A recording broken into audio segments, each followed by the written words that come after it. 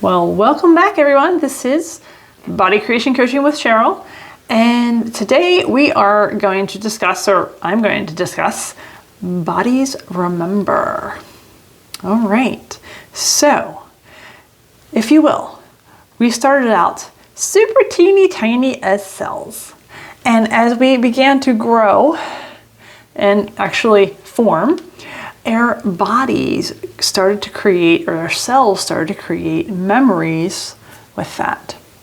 So what does that look like? What does that mean? So whether it is that you, as you were a baby, you learned to mimic our parents, picking up food, putting in their mouth, crawling, moving the body, walking, eventually running, our body retains this, if you will, sort of photograph, this memory, this cellular photograph, and inputs it into the body to create more memory. And then it adds to that. And then you create walking, you create running. So it retains that information on how it was moving to accomplish maybe a certain task or a goal or whatever it needs. So the bodies remember. Now, whether it's trauma, whether you've fallen down or you got hit or something has happened to the body traumatic, it remembers that as well.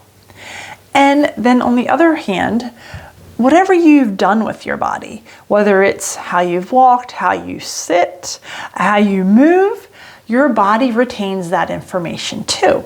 To the point where if you've sat like this for such a long period of time, like you're collapsing your shoulders down or you've brought your shoulders up, it retains that information and then it just continues that because that's what you've asked for, or that's the photograph that it has in the cells.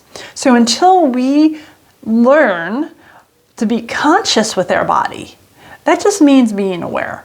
It means being aware of how we're holding it, what we're doing, and what's going on.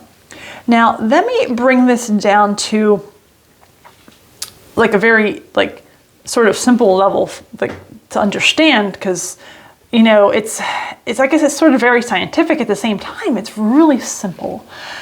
Our walking, maybe running, at some point after you've retained that information and the muscles and the cells, it becomes unconscious. You don't have to think about it anymore. Your body knows, okay, this is what we need to do this. And it just does it. Okay, cool. And then we continue sometimes that process and without being aware, without checking and going, all right, is this walking affecting me? Do we need to pay attention? What do we need to do here? All right, that's simple. Now, in our daily life, we have things that we repeat. We repeat those patterns. And have you ever found yourself just doing that because that is just automatically what we've trained our body to do? Now, on the same note, when we're moving about the house or doing things and maybe say we're putting things away, or we took a necklace off and put it in a jacket pocket that we didn't remember with our brains that we put it, our body retains that information because the body did it. The body knows where you actually put your keys. You ever I don't know where I put my keys. The body knows, how to accomplish, certain tasks. We've taught it enough that it knows how to move. It knows what it needs to do. Okay, so let me give you a little scenario here. So I've done martial arts for a number of years, and in the martial arts class, what they talk about is you have to do 1,000 kicks. When you do 1,000 kicks, this particular kick, this one kick, then your body knows it. And it retains that information, and it automatically, if you say front kick, boom, you got it. All right? Also, in martial arts, we've learned to block, you've learned to punch, so we've learned to block, and that becomes a muscle memory. So after a while, the body just knows how to do it, and it knows when it is required. All right, so let me give you this scenario story, if you will. Years ago, I was playing softball in a co-ed league, and I had done all my martial arts. I'd done at this point many years of martial arts, okay, with blocking, kicking, and stuff like that. So I'm up the bat. And immediately, since it's a co-ed lead, of course, since I am a female, the gentlemen that were in the outfield decided to move in because they figured, oh, I can't hit that ball too far. So, you know, and I asked my body, I said, body, can we just smack it over their heads? Because I really just want to smack it over their heads. And, ooh, guess what happened? Boo! And that ball went soaring. And I went a-running. First base. Oh, I'm going. Second base. Oh, I'm going. Heads up! Somebody yells. I look up. And as I'm looking up, I see the ball coming to the side of my head. I mean, obviously someone's not trying to hit me with the ball, but they're trying to throw it into the infield. And I went, boop. Let me do that again in slow-mo. Blocked it. Now this wasn't exactly a particular block. We learned up block in class.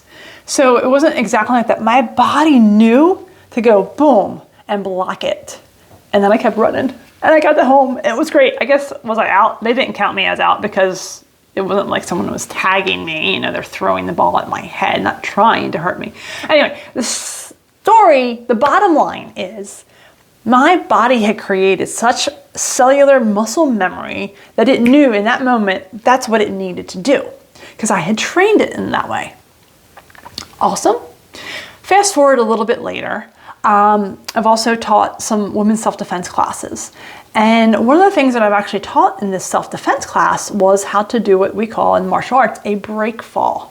Now this break fall is you're not supposed to break anything when you fall, but the idea is it teaches you a way to fall so that you will not injure or hurt the body in the process. So I've taught these ladies, I was teaching these ladies everywhere from in their 30s to in their 70s how to do this fall. Now we did them against a wall or we did them on a mat. And I said, when you go home, practice them on the bed, okay? And the idea was if somebody came up behind you, pushed you, shoved you, that you would be able to react or your body would be able to act. And then you'd be able to turn around and then you could even throw a kick in. I even taught the kick. So again, you wouldn't injure yourself and you were in a defensive posture to be able to do what you needed to. So practice this, we did it for some weeks. And one of the ladies came back, I guess she was a mature lady. And she came back and she goes, Cheryl, I just got to tell you this. She goes, I was walking and I had these bags in my hand and this, and well, I started to fall. And immediately there was this table in front of me. And I did that break fall that you taught us in self-defense class. And I didn't hurt myself. And I was like, oh, wow, that's awesome. Thank you so much for sharing that information. So she didn't do it 1,000 times. She didn't probably even do it maybe 50 times or 100. The idea, though, was that she was conscious with the move. And when she did the move, and she was training her body, this is what needed to happen in case of a spill, a fall, that kind of thing. And how awesome was it that her body responded? Yes, bodies remember. Okay, so going back, the body remembers where you've putting things, or putting is not really a word, where you have put things around your house. So I mentioned the necklace in a pocket. So I had that once. I went out for dinner one evening, and when I came home, before I came home, like I had taken the necklace off and I had put it in this one jacket that I didn't wear very often. And the next week or two, I really wanted to know where my necklace was, and I could not in my brain retain or remember that information. I kept going, where did I put it? Where did I put it? I kept getting in my head. Get out of your head. Get into your body. Your body, put it somewhere. Your body, put your keys somewhere. Ask your body where it is. Is that crazy? You might think it is, but it's not going to be so crazy when you ask your body and then your body shows you a picture or something and immediately you go to it. This is what happened to me. So I was brushing my teeth and I was like, all right, body, where is my necklace? And I kind of let it go. I didn't get in my head about it and hamster wheel it. I just let it go, and I was like, okay, where is it? And then all of a sudden, I saw a picture of that jacket in my head. And I was like, really? Went into my closet, put my hand in. And guess what I pulled out? My necklace.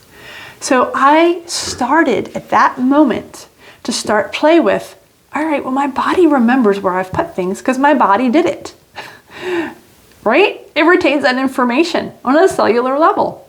So why not ask my body? So I began doing this with more things, like whether or not I had my keys I needed to find in a bag. Where are my keys, body? And I didn't even use my eyeballs to look. I used my body, and I said, all right, I would put my hand in and immediately out pulled the keys. It went right to it. It knew. My body knows. Your body knows. So for the next week, I want to sort of like challenge you. Well, not really a challenge. I want you to play. I want you to play with this. And I want you to start asking your body where things are. Now, I'm going to give you one other little quick story, and then I'm going to head off of here. I was at a friend's house, and I had some groceries, and she was making a meal, and I needed something out of the bags, and it was in the evening, and it was dark, and I had my trunk open, but it doesn't have a light, and I didn't have my phone, so I didn't have a flashlight, and I didn't have a flashlight, so I couldn't see with my eyes, my eyeballs, so I was like, all right, body, this is what we need in this bag. I had like 5 or 6 bags in the back of my trunk, and I put my hand in, and I said, where is it? Can you please show me? Out, I pulled what it is that I needed. I was like, are you freaking kidding me? Are you freaking kidding me right now? Why haven't I done this before?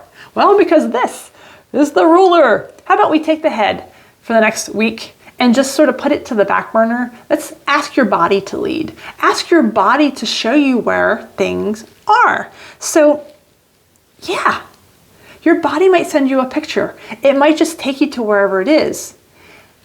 So here's the play. Whatever it is that you're looking for, whatever it is you're trying to achieve, ask your body to be that lead.